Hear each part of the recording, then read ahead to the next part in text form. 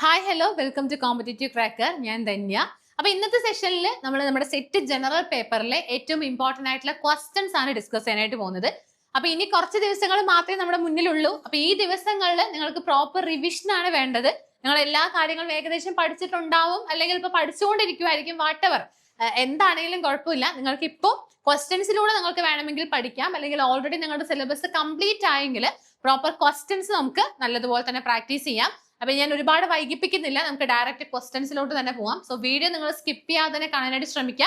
എന്തെങ്കിലും ഡൗട്ടോ കാര്യങ്ങളോ ഉണ്ടെങ്കിൽ വീഡിയോന് താഴെ നിങ്ങൾ എന്തായാലും കമന്റ് ചെയ്യണം. ആൻഡ് നിങ്ങൾക്ക് എന്തെങ്കിലും എക്സാം റിലേറ്റഡ് ആയിട്ടുള്ള എന്തെങ്കിലും ഡൗട്ട് ഉണ്ടെങ്കിലോ, അല്ലെങ്കിൽ ഇന്ന ടോപ്പിക്ക് വേണം, ഇന്ന ഏരിയ വേണം എന്നുണ്ടെങ്കിൽ നിങ്ങൾക്ക് അതും എന്ത് ചെയ്യാം, വീഡിയോന് താഴെ തന്നെ കമന്റ് ചെയ്യാം. സോ ഒന്നാമത്തെ ക്വസ്റ്റ്യൻ ഇതാണ്: which of the following commissions advocated for a common school system in India?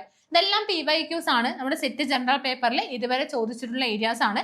ഞാൻ കൂടുതലും ക്വസ്റ്റ്യൻസ് എടുത്തിരിക്കുന്നത് നമ്മൾ കഴിഞ്ഞ സെഷനിലും കഴിഞ്ഞ യൂട്യൂബ് വീഡിയോയിലും history and policies of education എന്നുള്ള ഒരു ഭാഗത്ത് നിന്നുള്ള ക്വസ്റ്റ്യൻസ് ആയിരുന്നു. ഇന്ന് നമ്മുടെ കമ്മിറ്റീസ്, കമ്മീഷൻസ്, പോളിസീസ് എന്നുള്ള ഏരിയയിൽ നിന്നാണ് കൂടുതൽ ഞാൻ ക്വസ്റ്റ്യൻസ് എടുത്തിരിക്കുന്നത്. കാരണമുണ്ട്. അതിന് മെയിൻ ആയിട്ടുള്ള കാരണം എന്ന് പറയുന്നത് ഒരുപാട് ക്വസ്റ്റ്യൻസ് വരുന്ന ഒരു ഏരിയ ആയതുകൊണ്ടാണ്.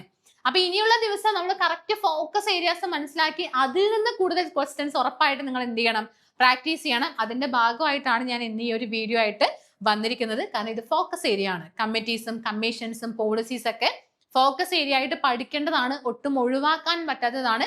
സോ ഈ ഒരു ക്വസ്റ്റ്യൻസ് നിങ്ങൾ എന്തായാലും പഠിച്ചിരിക്കേണ്ടതാണ്, എക്സാമിന് വരാൻ ചാൻസ് ഉള്ളതാണ്. ഇനി ഇത് ഇതുപോലെ വരുന്നല്ല ഉദ്ദേശിക്കുന്നത്, ഇത് ഓൾറെഡി വന്നതായതുകൊണ്ട് തന്നെ ഇതുപോലെ വരാൻ ചാൻസ് ഇല്ല. ഇനിയിപ്പോ നമ്മുടെ നെറ്റ് എക്സാം ഒക്കെ കഴിഞ്ഞ സോഷ്യോളജിന്റെ ഒക്കെ ക്വസ്റ്റ്യൻസ് കണ്ടോ, അതേ ക്വസ്റ്റ്യൻ പേപ്പർ അല്ലെങ്കിൽ അതേ ക്വസ്റ്റ്യൻസ് ചോദിച്ചത് അതുപോലെയൊക്കെ നടക്കുവാണെങ്കിൽ ഇപ്പൊ അങ്ങനെ ആ ഒരു നിലവാരത്തിലാണ് ഇപ്പൊ ചോദ്യങ്ങൾ വരുന്നത്. അപ്പൊ അതുപോലെയൊക്കെ നടക്കുവാണെങ്കിൽ നിങ്ങൾ ഉറപ്പായിട്ടും PYQs പഠിച്ചിരിക്കണം. ഇനി അങ്ങനെ അല്ലെങ്കിൽ പോലും ഓരോ ക്വസ്റ്റ്യനും നിങ്ങൾ പ്രാക്ടീസ് ചെയ്ത് കഴിഞ്ഞാൽ ഇതുപോലുള്ള അല്ലെങ്കിൽ ഈ ഒരു ഏരിയയിൽ നിന്ന് മറ്റൊരു ക്വസ്റ്റ്യൻ വന്നാൽ നിങ്ങൾക്ക് ചെയ്യാനായിട്ട് സാധിക്കും. സോ ഞാൻ ഈ ഒരു ക്വസ്റ്റ്യൻ ഇവിടെ കാണിക്കുന്ന സമയത്ത് നിങ്ങൾ എന്ത് ചെയ്യുക, നിങ്ങൾ സ്വന്തമായിട്ട് ആൻസർ ചെയ്യാനായിട്ട് ശ്രമിക്കണം. എന്നിട്ട് മാത്രം ഞാൻ പറയുന്ന കാര്യം കേട്ടാൽ മതി. ക്വസ്റ്റ്യൻ ആണ്: which of the following commissions advocated for a common school system in India? We have 4 option: Hunter commission, Kothari commission, Radhakrishnan commission, Sargent report. ഏതാണ് answer? Common school system in India. ഇത് പലതവണയായിട്ട് നിങ്ങൾ പഠിച്ച കാര്യമായിരിക്കും. ഏതാണ് answer? Option B, Kothari commission ആണ് answer ആയിട്ട് വരുന്നത്. അപ്പൊ ഒരുപാട് ഞാൻ കാര്യത്തിലോട്ടൊന്നും പോകുന്നില്ല, കാരണം ഇതെല്ലാം നിങ്ങൾ പഠിച്ചു കഴിഞ്ഞായിരിക്കും. പിന്നെ ഞാൻ എന്താണ് കോത്താരി കമ്മീഷൻ, അതിന്റെ റെക്കമെൻഡേഷൻസ് എന്താണെന്നൊന്നും പറയേണ്ട ഒരു ആവശ്യം വരുന്നില്ലല്ലോ, നിങ്ങൾക്ക് അറിയണം, പഠിച്ചിരിക്കണം. അടുത്ത question: the first national policy on education NPE in 1968 was based on recommendations of which commission? So 1968 first national education policy വന്നത്, അല്ലെ, നാഷണൽ പോളിസി ഓൺ എഡ്യൂക്കേഷൻ വന്നത്. അപ്പൊ അത് ഏത് കമ്മീഷന്റെ റെക്കമെൻഡേഷൻസിന്റെ അടിസ്ഥാനത്തിലാണ് എന്നറിയാനായിട്ട് നിങ്ങൾ അതിന്റെ ഇയർ പഠിച്ചു വെച്ചാൽ മതി. ശരിക്കും നമുക്ക് കോത്താരി കമ്മീഷന്റെ ആയിക്കോട്ടെ, രാധാകൃഷ്ണൻ കമ്മീഷൻ, മുതല്യാർ കമ്മീഷൻ, അല്ലെങ്കിൽ ഓരോ റിപ്പോർട്ട്സ് ഉണ്ടല്ലോ. അപ്പൊ നമ്മുടെ യശ്പാൽ കമ്മിറ്റി റിപ്പോർട്ട് ഉണ്ട്, അല്ലെങ്കിൽ നമ്മുടെ റിവ്യൂ കമ്മിറ്റീസ് ഉണ്ട്, രാമമൂർത്തി കമ്മിറ്റി, അതുപോലെയുള്ള കമ്മിറ്റീസ് ഉണ്ട്. അതിന്റെയൊക്കെ ഇയർ നിങ്ങൾക്ക് ഉറപ്പായിട്ടും അറിയണം. അത് മാച്ച് ദ ഫോളോയിങ് ക്വസ്റ്റ്യൻസ് ആയിട്ടും, സ്റ്റേറ്റ്മെന്റ് ടൈപ്പ് ക്വസ്റ്റ്യൻസ് ആയിട്ടും, അസേർഷൻ റീസൺ ക്വസ്റ്റ്യൻസ് ആയിട്ടൊക്കെ ചോദിക്കാൻ ചാൻസ് ഉള്ളതാണ്. സോ ഇയർ മസ്റ്റ് ആയിട്ട് പഠിച്ചു വെക്കണം. അപ്പൊ ഇവിടെ കോത്താരി കമ്മീഷൻ ഉണ്ട്, രാധാകൃഷ്ണൻ കമ്മീഷൻ ഉണ്ട്, മുതല്യാർ കമ്മീഷൻ ഉണ്ട്, സെക്കൻഡറി എഡ്യൂക്കേഷൻ കമ്മീഷൻ ഉണ്ട്. അപ്പൊ ജസ്റ്റ് നിങ്ങൾ അതിന്റെ ഇയർ ഒന്ന് എഴുതി നോക്കിയാൽ മതി. അപ്പൊ തന്നെ നമുക്ക് ഈസി ആയിട്ട് കിട്ടുന്ന ഒരു കാര്യമാണ്. ജസ്റ്റ് ഒന്ന് ഇയർ എഴുതി നോക്കുന്നു. ഇപ്പൊ കോത്താരി കമ്മീഷൻ എന്ന് പറയുമ്പോൾ എപ്പോഴാ? 1964 to 66 ആണ്. ഇനി രാധാകൃഷ്ണൻ കമ്മീഷൻ എന്ന് പറയുന്നത് it is the first education commission after independence. India independent ആയതിനു ശേഷം വന്ന ആദ്യത്തെ കമ്മീഷൻ ആണെന്ന് പറയുമ്പോൾ ഇന്ത്യ ഇൻഡിപെൻഡന്റ് ആയത് എപ്പോഴാ? 1947 ആണ്. അപ്പൊ അതിന്റെ തൊട്ടടുത്ത വർഷത്തെ ഇയർ എന്ന് പറയുന്നത് 1948 to 49 രാധാകൃഷ്ണൻ കമ്മീഷൻ അഥവാ യൂണിവേഴ്സിറ്റി എഡ്യൂക്കേഷൻ കമ്മീഷൻ വന്നത്. ഇനി മുതല്യാർ കമ്മീഷന്റെ മറ്റൊരു പേര് എന്ന് പറയുന്നത് സെക്കൻഡറി എഡ്യൂക്കേഷൻ കമ്മീഷൻ ആണ്. അത് 1952 to 53 വന്നത്. അടുത്തത് കണ്ടോ, സെക്കൻഡറി എഡ്യൂക്കേഷൻ കമ്മീഷൻ നിങ്ങളെ കുഴപ്പിക്കാൻ വേണ്ടിയിട്ടാ. കാരണം മുതല്യാർ കമ്മീഷന്റെ മറ്റൊരു പേരാണ് സെക്കൻഡറി എഡ്യൂക്കേഷൻ കമ്മീഷൻ. അപ്പൊ ഇത് രണ്ടും സെയിം ആണ് അല്ലെ. 1952 to 53 ആണ്. അപ്പൊ 68 ഈ ഒരു പോളിസി വന്നതെന്ന് പറയുമ്പോ ഏതിന് ശേഷമാണ് അത് വന്നത്? ബാക്കി മൂന്നും അല്ലാന്ന് വ്യക്തമായല്ലോ. ഇയർ അറിഞ്ഞു കഴിഞ്ഞാൽ ബാക്കി മൂന്നൊന്നും അല്ല. ഏതാണ് ആൻസർ? ഓപ്ഷൻ എ ആണ് ആൻസർ എന്നുള്ളത് നമുക്ക് ഈസി ആയിട്ട് കിട്ടുന്നുള്ളതാണ്. So answer A, Kothari commission is right answer. അടുത്ത question: which key element distinguish the 1986 national policy on education from the 1968 one? നമുക്ക് രണ്ട് പോളിസി ഓൺ എഡ്യൂക്കേഷൻ പഠിക്കാനുണ്ടല്ലോ, 1968ഉം 86ഉം. അപ്പൊ ഇതിന് താഴെ തന്നിരിക്കുന്ന ഓപ്ഷൻസിൽ ഏതാണ് അതിനെ ഡിഫറൻഷിയേറ്റ് ചെയ്യുന്നത്, അല്ലെങ്കിൽ നമുക്കതിനെ ഡിസ്റ്റിങ്വിഷ് ചെയ്യാൻ പറ്റുന്നത് എന്നുള്ളതാണ്. So emphasis on Sanskrit, technological integration, focus on equity and women's education, removal of private institutions. അപ്പൊ ശ്രദ്ധിക്കുക, distinguish the 1986 national policy of education from 1968. അപ്പൊ 1968 ഇല്ലാത്ത എന്ത് ഫീച്ചർ ആണ് 1986 ഉള്ളത് എന്ന് നിങ്ങൾക്ക് അറിഞ്ഞാൽ മതി അല്ലെ. എന്താണ് ആൻസർ? ഓപ്ഷൻ സി ആണ് ആൻസർ ആയിട്ട് വരുന്നത്. Focus on equity and women's education. Okay, focus on equity and women's education ആണ് ഇവിടുത്തെ റൈറ്റ് ആൻസർ. അടുത്ത question, the 2020 national education policy replaces which previous policy frame? വളരെ സിമ്പിൾ ആയിട്ടുള്ള ക്വസ്റ്റ്യൻ അല്ലേ. ഇങ്ങനെയൊക്കെ ക്വസ്റ്റ്യൻ ചോദിക്കുകയാണെങ്കിൽ നമുക്ക് എന്തായാലും നമ്മുടെ സെറ്റ് എക്സാമിൽ 120 മാർക്ക് കിട്ടും. 120 മാർക്കല്ല, അതിലെ 60 നമുക്ക് മാറ്റി പറയുവാണെങ്കിൽ ആ 60 മാർക്ക് എന്താ, നമ്മുടെ ഈ ടീച്ചിങ് ആപ്റ്റിറ്റ്യൂഡ് യൂണിറ്റ് 4, 5, 6 അതിൽ നിന്നാണ് 60 മാർക്ക് വരുന്നത്. ആദ്യത്തെ 3 യൂണിറ്റ്, ഇപ്പൊ കറണ്ട് അഫയേഴ്സ്, പിന്നെ ബേസിക് മാത്സ്, സയൻസ് പോലുള്ള ഏരിയാസ്, അതിൽ നിന്നൊക്കെയാണ് എന്ത് വരുന്നത്, ആദ്യത്തെ 60 മാർക്കിനുള്ള ക്വസ്റ്റ്യൻസ് വരുന്നത്. സോ ഈ ഒരു 60 മാർക്ക് ആക്ച്വലി നമുക്ക് പെട്ടെന്ന് കിട്ടുന്നതാണ്. നമ്മൾ നന്നായിട്ട് പഠിച്ചു കഴിഞ്ഞാൽ ഉറപ്പായിട്ട് നിങ്ങൾക്ക് ആ രണ്ടാമത്തെ ഞാൻ പറഞ്ഞ 60 മാർക്ക് യൂണിറ്റ് 4, 5, 6 60 മാർക്ക് നിങ്ങൾക്ക് നേടിയെടുക്കാൻ പറ്റും പഠിച്ചു കഴിഞ്ഞാൽ. അപ്പോ 2020 തൊട്ട് മുൻപുള്ള പോളിസി ഏതാ നോക്കിയാൽ പോരെ. 1968 ഉണ്ട്, 86 ആൻഡ് 1992 ഉണ്ട്, 2005 NCF ഉണ്ട്, 2009 RT ആക്ട് ഉണ്ട്. അപ്പൊ നമ്മളോട് ചോദിച്ചത് വിച്ച് പ്രീവിയസ് പോളിസി ഫ്രെയിംവർക്കാ, അതായത് ഇതിന് മുൻപുള്ള പ്രീവിയസ് പോളിസിയാണ് നമുക്ക് അറിയേണ്ടത്. സോ നിങ്ങൾ ഇവിടെ ക്വസ്റ്റ്യൻ നിങ്ങൾക്ക് ടെൻഷൻ ആയിട്ട് 2005 ഒന്നും എഴുതരുത് കേട്ടോ. കാരണം 2005 ആണ് 2020 മുൻപുള്ളതെന്ന് വെച്ചിട്ട് അത് പോളിസിയാണോ? അത് നാഷണൽ കരിക്കുലം ഫ്രെയിംവർക്ക് ആണ്.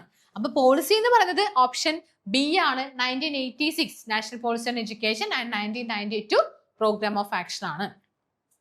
അടുത്ത question, the NPEGL programme focus on which of the following areas? Higher education governance, girl child education in backward areas, teacher training, technical education. Actually നമുക്ക് ഇങ്ങനെ കാണുന്ന സമയത്ത് അറിയാൻ ബുദ്ധിമുട്ടായിരിക്കും. പക്ഷെ ഇവിടെ ഒരു കാര്യം അറിഞ്ഞു കഴിഞ്ഞാൽ നമുക്ക് ഈസി ആയിട്ട് ഇതിന്റെ ആൻസർ കണ്ടെത്താൻ പറ്റും. എന്താ? NPEGLന്റെ ഫുൾ ഫോം എന്താന്നുള്ള കാര്യം അറിഞ്ഞാൽ മതി അല്ലെ. NPEGLന്റെ ഫുൾ ഫോം എന്താണ്? നാഷണൽ പ്രോഗ്രാം ഓഫ് എഡ്യൂക്കേഷൻ അല്ലെ. National programme for education of girls at elementary level ആണല്ലോ അല്ലെ. അപ്പൊ national programme for education of girls at elementary level എന്ന് പറയുമ്പോൾ അത് ഗേൾസ് എഡ്യൂക്കേഷനുമായിട്ട് ബന്ധപ്പെട്ടതാണ്. So the correct answer is option B, girl child education in backward areas. അപ്പൊ ഇവിടെ നമുക്ക് അറിയേണ്ടത് ആകെ ഒന്നേ ഉണ്ടായിരുന്നുള്ളൂ. അതിന്റെ ഫുൾ ഫോം അറിഞ്ഞു കഴിഞ്ഞാൽ ഈസി ആയിട്ട് ആൻസർ ചെയ്യാനായിട്ട് സാധിക്കുമായിരുന്നു. അടുത്തത്, the IEDSS scheme replace which earlier programme? SSA, DPEP, integrated education for disabled children, IEDC, then RMSA. അപ്പൊ ഈ IEDSS എന്തുമായിട്ട് റിലേറ്റഡ് ആണെന്ന് നമുക്ക് അറിയണം. അതിന്റെ ഫുൾ ഫോം അറിഞ്ഞു കഴിഞ്ഞാൽ ഈസി ആയിട്ട് അറിയാൻ പറ്റും. അല്ലെങ്കിൽ അതിന്റെ ഫുൾ ഫോം അറിയണമെന്ന് പോലും ഇല്ല. ഇത് ഏതുമായിട്ട് ബന്ധപ്പെട്ടതാ? നമ്മുടെ ഇൻക്ലൂസീവ് എഡ്യൂക്കേഷനുമായിട്ട് ബന്ധപ്പെട്ടതാണ്. ഏതുമായിട്ട് ബന്ധപ്പെട്ടതാണ്? നമ്മുടെ ഇൻക്ലൂസീവ് എഡ്യൂക്കേഷനുമായിട്ട് ബന്ധപ്പെട്ടതാണ്. അപ്പൊ അതിൽ 3 കാര്യങ്ങൾ നിങ്ങൾക്ക് അറിയണം. ഒന്നാമത്തെ കാര്യം ഞാൻ ഇവിടെ ജസ്റ്റ് ഒന്ന് വരച്ച് കാണിക്കാം. ഒന്നാമത്തെ കാര്യം, ഇത് രണ്ടാമത്തെ വരയ്ക്കാട്ടോ. അതായത് ആദ്യത്തെ സെഗ്രിഗേഷൻ,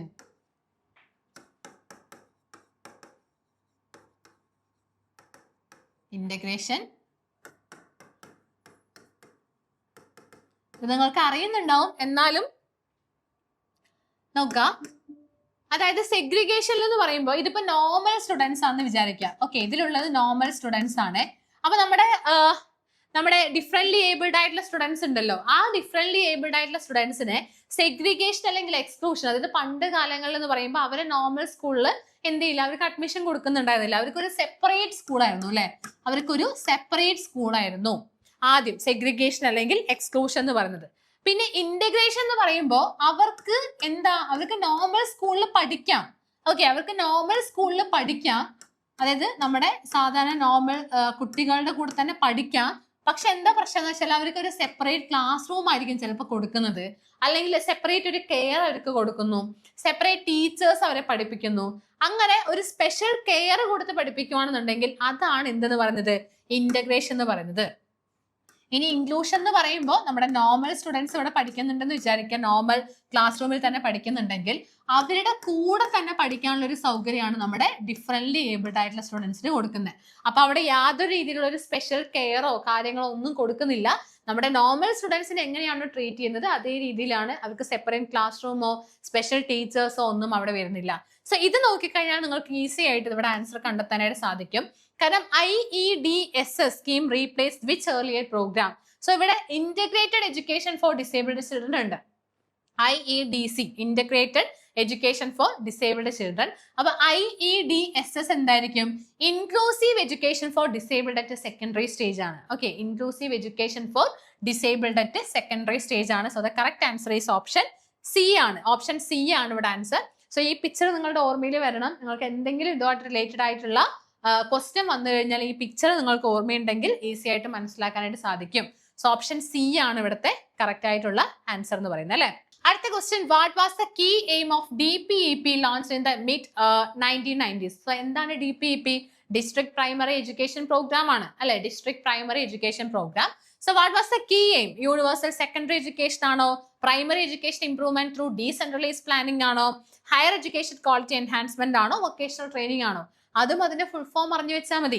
അപ്പൊ ഞാൻ ഈ ഒരു വീഡിയോയിലൂടെ ഉദ്ദേശിക്കുന്നത് നമുക്ക് പല കാര്യത്തിന്റെയും ഫുൾ ഫോം അറിഞ്ഞു കഴിഞ്ഞാൽ പല ക്വസ്റ്റ്യൻസ് നമുക്ക് ആൻസർ ചെയ്യാനായിട്ട് സാധിക്കും. അപ്പൊ നിങ്ങൾ DPEP അല്ലെങ്കിൽ SSA RMS എന്നൊക്കെ ചുമ്മാ പഠിക്കുന്നതിന് പകരം അതിന്റെ ഫുൾ ഫോമും കൂടെ അറിഞ്ഞു വെച്ച് പഠിക്കുകയാണെന്നുണ്ടെങ്കിൽ പല ക്വസ്റ്റ്യൻസും ആൻസർ ചെയ്യാം. ഇത് ഡിസ്ട്രിക്ട് പ്രൈമറി എഡ്യൂക്കേഷൻ പ്രോഗ്രാം ആണ്. So it is related to primary അല്ലെ, പ്രൈമറി എഡ്യൂക്കേഷൻ ആണ്. അപ്പൊ അതുകൊണ്ട് തന്നെ ഓപ്ഷൻ ബി ആണ് വരിക, primary education improvement through decentralised planning. Clear ആണല്ലോ. ഇനി അടുത്ത question, the mid day meal scheme was significantly expanded under which programme? ഏതിലാണ് മിഡ് ഡേ മീൽ സ്കീം വന്നത്? SSA, DPEP, RUSA, NPE? ഇതും വളരെ സിമ്പിൾ ആണ്. കാരണം സർവശിക്ഷ അഭിയാൻ റിലേറ്റഡ് ടു എന്താ, എലിമെന്ററി എഡ്യൂക്കേഷൻ ആണ്. DPEPയും പ്രൈമറി എഡ്യൂക്കേഷൻ ആണ്. റൂസ എന്ന് പറയുമ്പോൾ രാഷ്ട്രീയ ഉച്ചതാർ ശിക്ഷാ അഭിയാൻ ആണ് അല്ലെ, രാഷ്ട്രീയ ഉച്ചതാർ ശിക്ഷാ അഭിയാൻ ആണ്. It is related to higher education, higher എഡ്യൂക്കേഷന്റെ ക്വാളിറ്റി എൻഹാൻസ് ചെയ്യാനായിട്ടാണ്. പിന്നെ NPE ഉണ്ട്, നാഷണൽ പോളിസി ആൻഡ് എഡ്യൂക്കേഷൻ. പക്ഷെ അത് ഏത് NPE ആണെന്നൊന്നും പറഞ്ഞിട്ടില്ല. 1968 ആണോ 86 ആണെന്നും പറഞ്ഞിട്ടില്ല. കാരണം അതിനിവിടെ പ്രസക്തി ഇല്ല, കാരണം അത് തെറ്റാണ്, ആ ഒരു ഓപ്ഷൻ തെറ്റാണ്. അതുകൊണ്ടാണ് അവർ കൃത്യമായിട്ടും ഇയർ അവിടെ കൊടുക്കാത്തത്. സോ ഇത് പഠിച്ചു വെക്കുക, SSAയിലാണ്, അതായത് സർവശിക്ഷ അഭിയാൻ. സർവശിക്ഷ അഭിയാൻ വന്നത് 2000 to 2001 ആ ഒരു റേഞ്ചിലാണ്. സോ അതിലാണ് മിഡ് ഡേ മീൽ സ്കീം എന്നുള്ളൊരു കാര്യം അവിടെ വന്നത് അല്ലെ, കുട്ടികൾക്കുള്ള ഉച്ചഭക്ഷണം എന്നുള്ളൊരു പ്രോസസ്സ് അവിടെ വന്നത്.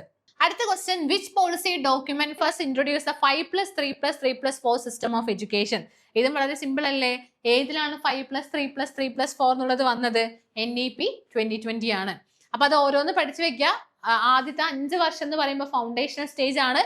അടുത്ത 3 വർഷം എന്ന് പറയുന്നത് പ്രിപ്പറേറ്ററി സ്റ്റേജ് ആണ്. അടുത്ത 3 വർഷം മിഡിൽ സ്റ്റേജ് ആണ്. ദെൻ അടുത്ത 4 വർഷം സെക്കൻഡറി സ്റ്റേജ് ആണ്.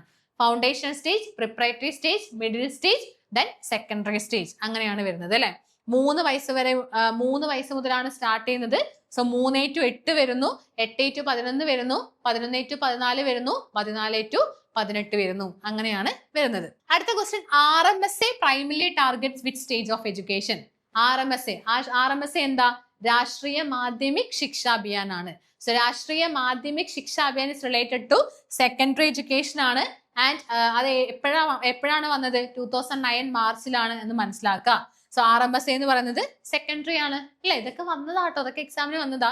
പക്ഷെ ഞാൻ ഇതൊക്കെ വളരെ സിമ്പിൾ ആണ്. സാധാരണ ഞാൻ അധികം സിമ്പിൾ അല്ലാത്ത ക്വസ്റ്റ്യൻസ് ആണ് ഡിസ്കസ് ചെയ്യുക. പക്ഷെ ഇതൊക്കെ നിങ്ങൾ പഠിക്കണം.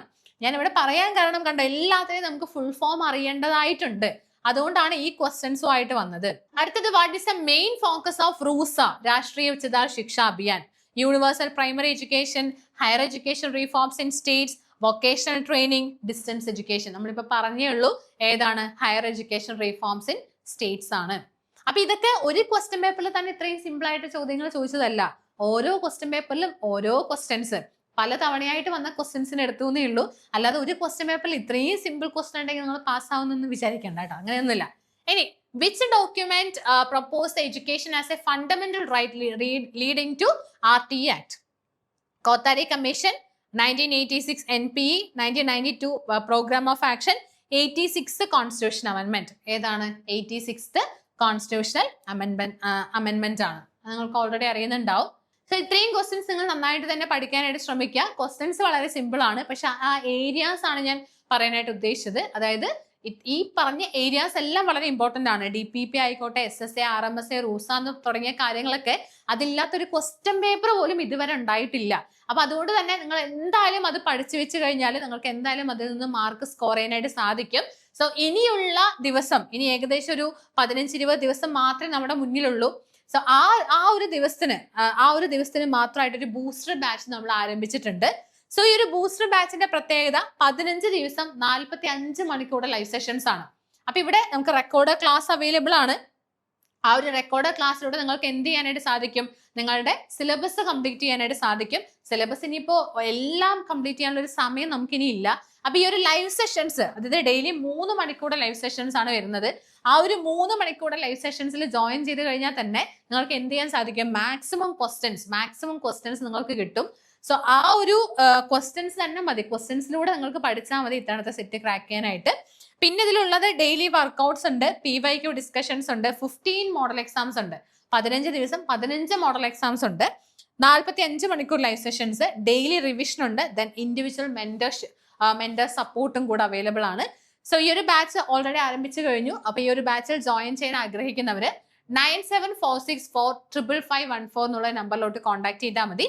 ആൻഡ് നിങ്ങൾക്ക് എന്തെങ്കിലും ഡൗട്ട് ഉണ്ടെങ്കിൽ ഈ വീഡിയോന് താഴെ തന്നെ നിങ്ങൾക്ക് കമന്റ് ചെയ്യാവുന്നതാണ്. അപ്പൊ എല്ലാവരും നന്നായിട്ട് പഠിക്കാനായിട്ട് ശ്രമിക്കുക. ക്വസ്റ്റ്യൻസ് നല്ലതുപോലെ തന്നെ പ്രാക്ടീസ് ചെയ്യുക. അപ്പൊ ഇത്തവണത്തെ സെറ്റ് എക്സാം നിങ്ങൾക്ക് ക്രാക്ക് ചെയ്യാൻ സാധിക്കട്ടെ എന്ന് ആശംസിക്കുന്നു. Thank you.